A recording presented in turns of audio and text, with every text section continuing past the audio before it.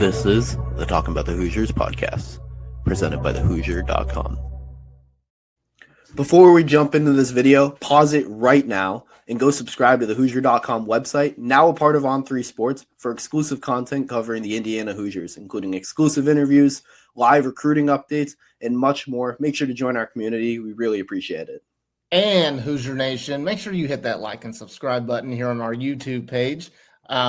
We got plenty of more content on here, including more talking about the Hoosiers podcast episodes, recruiting highlights, press conferences, and much, much more. It literally takes 2 seconds. Just do it right now, get it over with, and then go on and let's enjoy this new episode.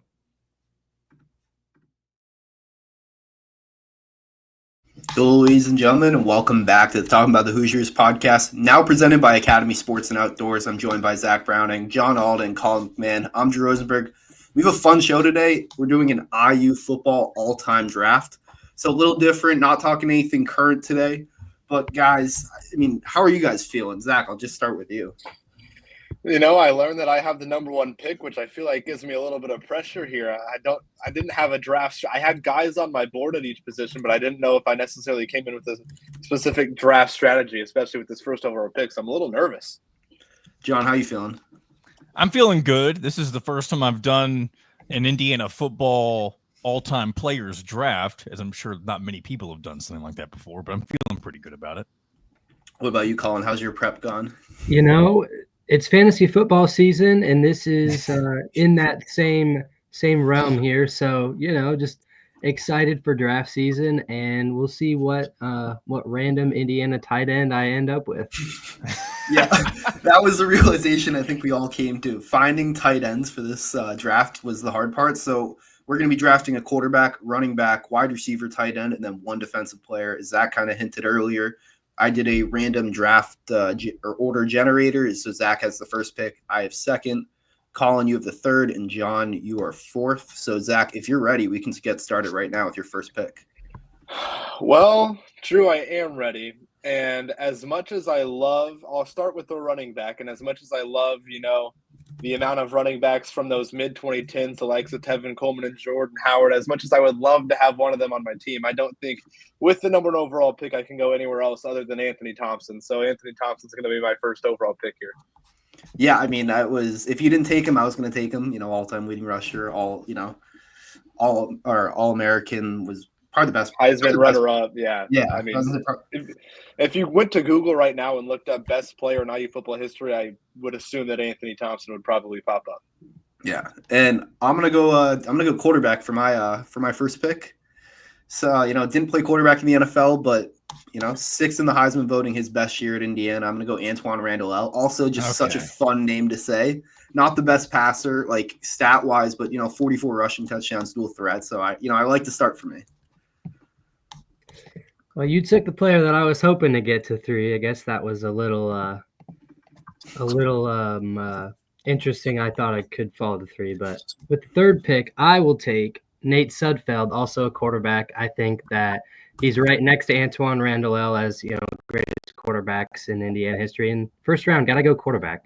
Yeah, just yesterday too. Good choices, leaving me in the dust. I feel like most of you guys right now. But here's who I'm going to take with my first pick.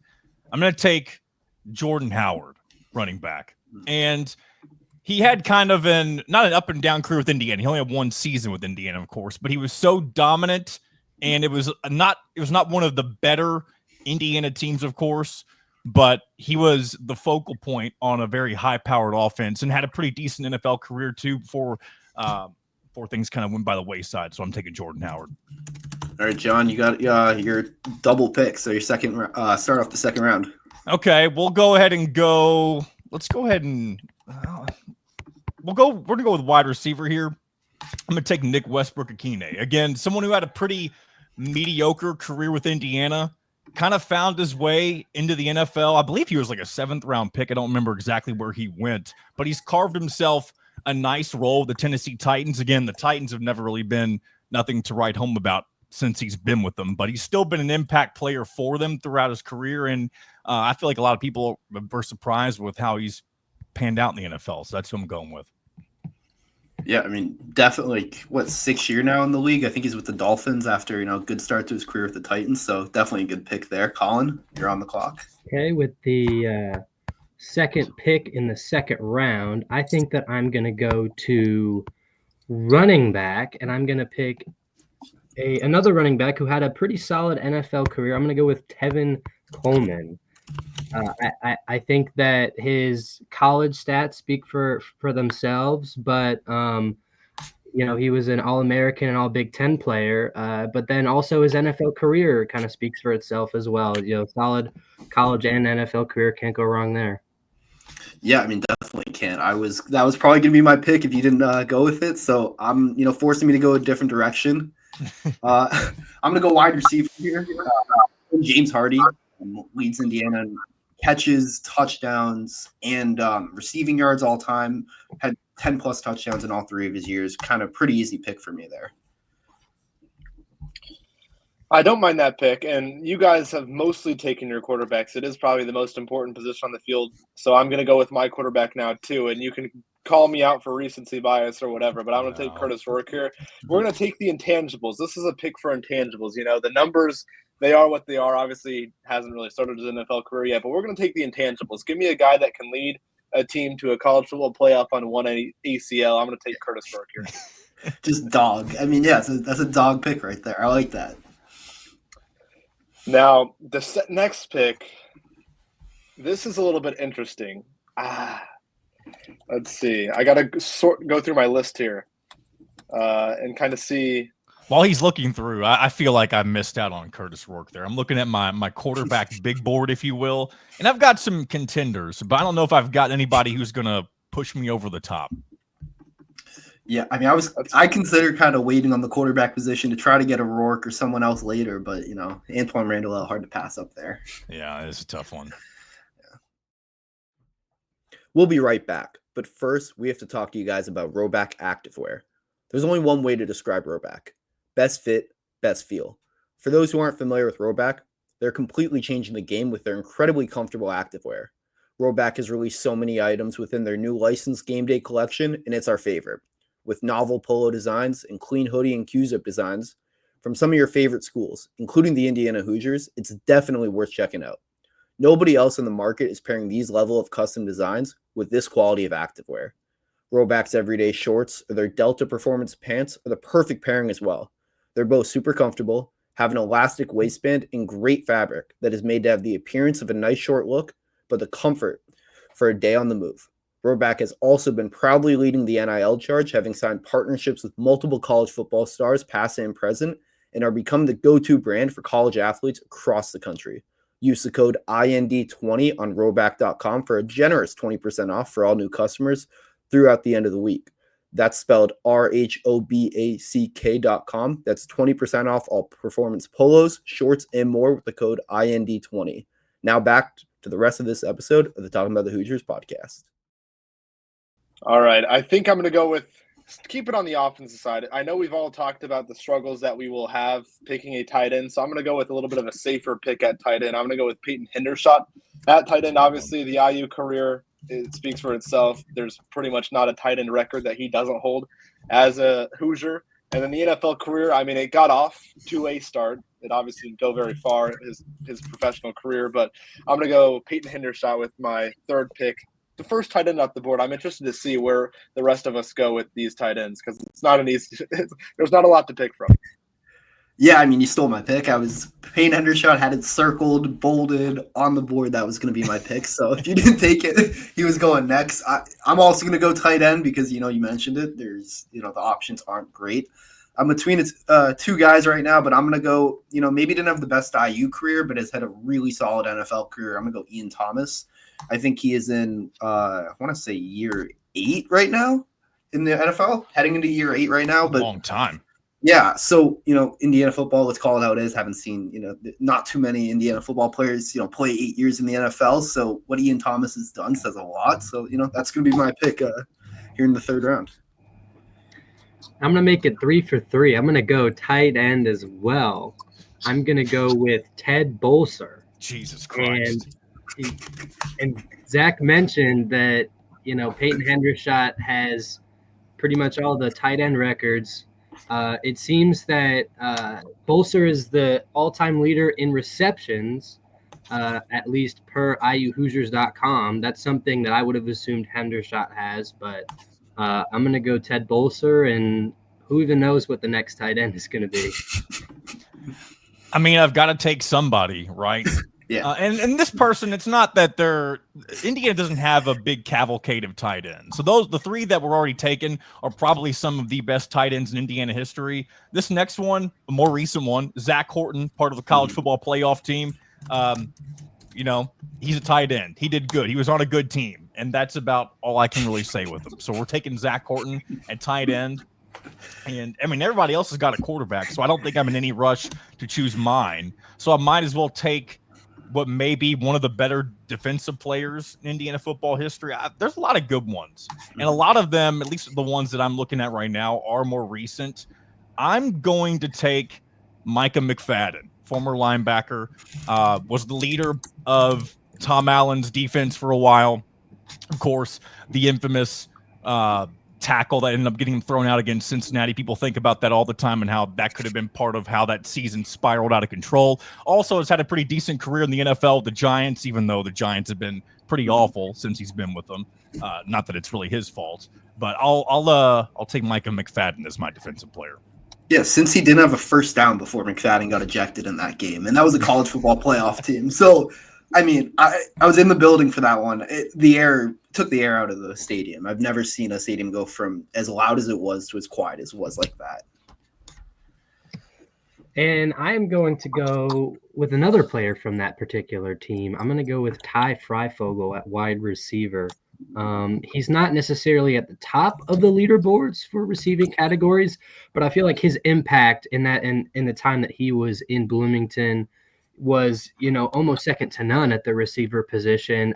The performance that he put on in the lone regular season loss in that 2020 season to Ohio State, him and Mike Penix really kind of willed Indiana back into that game, and that could have been an incredibly special moment. If that result was different, we may be talking about Freifogel as the best receiver in Indiana history. And he had a brief NFL career. I think he might still be bouncing around practice squads, but as far as active roster goes, his NFL career is most likely done. But his Indiana career speaks for itself, so I'm going to go Freifogel at receiver there. All right, I'm going to join John and go on the defensive side of the ball. I was, between a few guys here. I'm going to go at corner. 16 interceptions for IU. Was a first-team All-Big Ten selection in 2007, second-team All-Big Ten in 2006. His most famous moment, though, came in the NFL, and a lot of Indiana fans probably hate him for his most famous moment because it was a pick six against Peyton Manning in the Super Bowl. I'm going Tracy Porter. I know Colts fans, don't shoot me, but as an Indiana player, he's one of the best Indiana defenders of all time. So It's a good pick. Don't hold that against me. Yeah, Drew, that is exactly why I was not going to pick Tracy Porter. He was on the list, obviously, but I was definitely not going to go with Tracy Porter because of that. At Academy Sports and Outdoors, we carry all the gear you need from the top brands, all at prices you'll love. And now shopping at Academy is more convenient than ever. We offer free assembly on in-store purchases of most bikes and grills, plus free and easy curbside pickup on academy.com orders. Want to save even more every day? Open and use an Academy Sports and Outdoors credit card to get 5% off future purchases when you're approved. Save time and money at Academy Sports and Outdoors, and have fun out there. I'm going to take things back to the offensive side of the ball here, and I'm going to go with wide receiver, my last offensive position. And I'm going to go Simi Cobbs at wide receiver. Obviously, not really an NFL kind of career to speak of with Simi Cobbs, but I remember that game at the Indiana-Ohio State game, and number 2 Ohio State. That game was much closer than it probably should have been for much longer than it had to be. I think that was 2017. But if I remember correctly, Simi Cobbs had like 150 yards and a touchdown in that game. That game vividly stands out in my memory, and Simi Cobbs, an underrated wide receiver in those mid-2010s for IU especially. So he's my pick there. Now, this is the final pick for me, right? Defensive player, final pick. Yep. I liked the Micah McFadden pick. And I've got 2 different options here. I'm going to talk through my thought process out loud here. They're both going to be on the current team, by the way. The first one I'm thinking of is Mikal Kamara, All-American. Mm-hmm. He personally wants to break the sack record this year. I think he could legitimately do that. He's my first option. But then you've got the captain of the defense. I know Chris Signetti doesn't name captains, but Aiden Fisher, I need a guy potentially to just kind of run my defense and do everything. So I think I am going to take Aiden Fisher here with this pick. I mean, he's an All-American. He's probably going to be an All-American this season for what he does in Indiana. I think just, again, we've got a bunch of guys with intangibles. You talk about Curtis Rourke, you talk about Aiden Fisher. A lot of these guys, they got the brain to kind of lead this team, and that's exactly what I'm getting, I think, in Aiden Fisher. So I'm going to go Aiden Fisher with my last pick. I like that pick a lot. I mean, this defense last year was so much fun, and I think we all expect a similar type of performance, especially from Aiden Fisher. So my last pick, I got to go running back. There's a couple guys you could go through. You guys pretty much picked my entire list. I'm going to go the Indiana legend, though.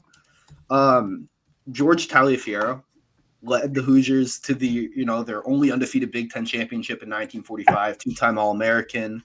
The history about him, his story, if you haven't, I'd highly recommend doing some research and talking about him. College Football Hall of Fame inductee, just a legend in the sport. Maybe not the most talented, but dealt with so much and battled and led that Indiana team.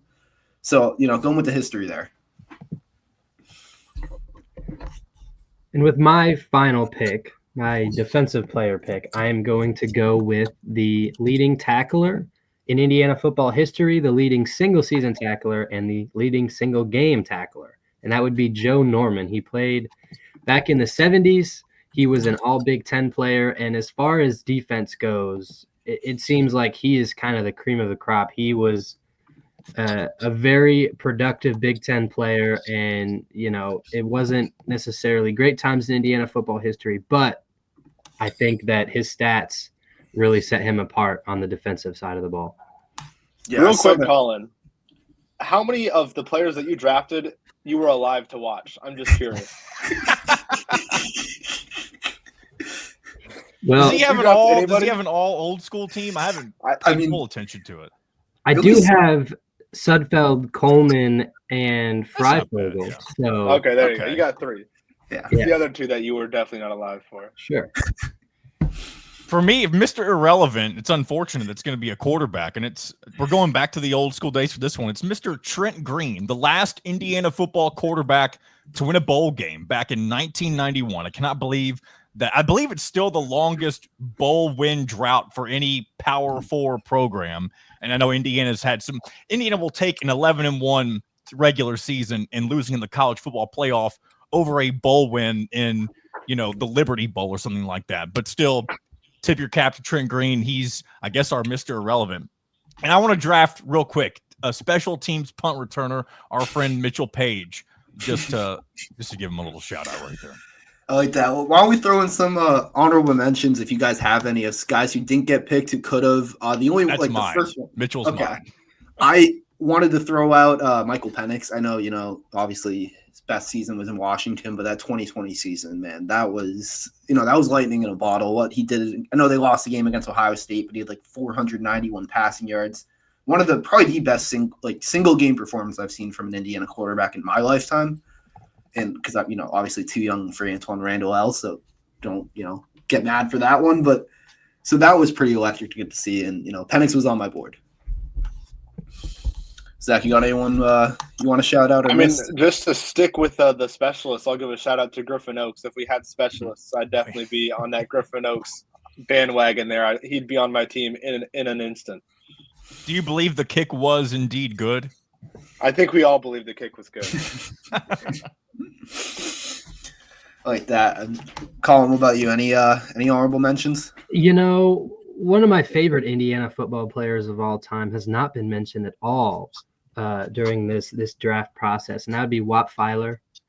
I mean, his name is probably the best in Indiana football history, but he really led a wide receiver group that was really good. Him and Freifogel really lit it up. And although Freifogel, I feel like, was more of a naturally talented receiver, I feel like Whop was more of a leader, and on that 2020 team, he was kind of a veteran presence on that offense, and he was kind of always a go-to guy. And like we've all mentioned, that 2020 team could have been special, and that was 5 years ago, but it's still right there. And 2024 kind of healed that a little bit, but It's just I also believe WAP during that magical 2020 fluke of a season, if you want to call it that, back when that team defeated Nebraska, didn't he have a Chucky doll with him in the locker room or something? Some sort of weird curse that he was putting on the Cornhuskers or something like that.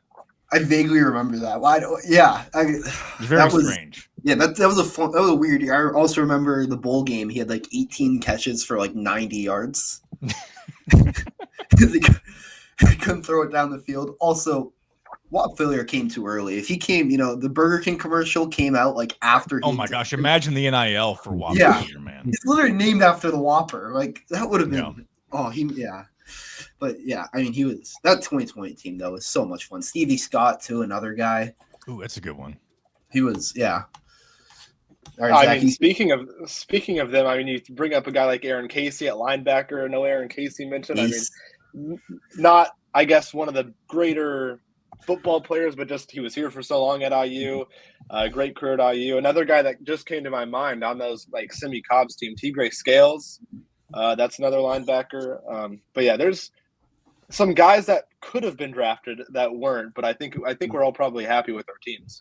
Yeah, talking about that 2020. I feel like my team is not getting any votes, but we'll see. Yeah, we'll see who wins. But I got two more names from that 2020 team. You brought up Ace Casey, Cam Jones, the other linebacker with him in the room with him and McFadden, and then this guy I almost drafted him, Tywon Mullen. Was a good one. Monster that year. Just did everything in that defense for Indiana, for that Kane Womack defense. That was a fun year. It felt like they blitzed every play. I think the 2021 season kind of ruins it for Tywon Mullen in a lot of people's eyes, I would say. Yeah, that's the issue. Yeah, it was part of what held me back from drafting him. But guys, I think that's all we got here. For all things IU athletics, make sure you guys are following the Hoosier on 3 on X and /Twitter. If you haven't done so already, make sure to subscribe to the Hoosier for premium content, including exclusive interviews, scouting reports, and access to the Hoosier Hangout message board. Also, make sure you're subscribed to the Hoosier on 3 on YouTube. Following Talking About the Hoosiers on Spotify. Make sure to hit that like button. Thank you guys for tuning in to another episode of the Talking About the Hoosiers podcast. We'll be back.